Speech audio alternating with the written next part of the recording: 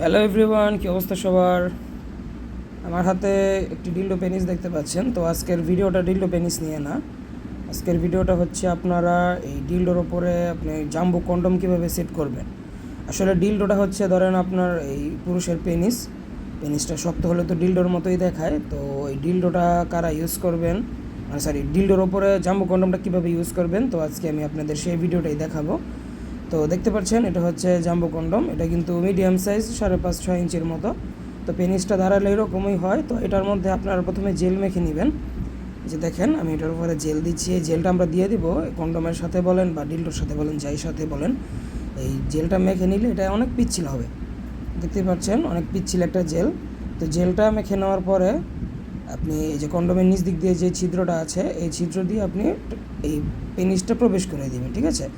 পেনিসটা যখন প্রবেশ করাবেন তখন এই যে নিচ দিক দিয়ে এক্সট্রা যে ছিদ্র আছে এটা আপনার অন্ডকোষ বা বিচির সাথে এভাবে আটকে দিলেই বাস আটকে থাকবে এটা। তো দেখতেই পাচ্ছেন খুবই স্মুথলি এটা সেট হয়ে গেছে, একদম পুরো রিয়েলিস্টিকের মতোই দেখাচ্ছে পরিধানের পর। তো আপনি যখন আবার কাজ করবেন তখন এটা যখন কাজ হয়ে যাবে তখন এটা লক আগে খুলবেন, খুলে এটা যদি আপনি টান দেন তাহলে এটা আস্তে করে বেরিয়ে আসবে। তো দেখতেই পাচ্ছেন খুব সুন্দরভাবে ব্যবহার।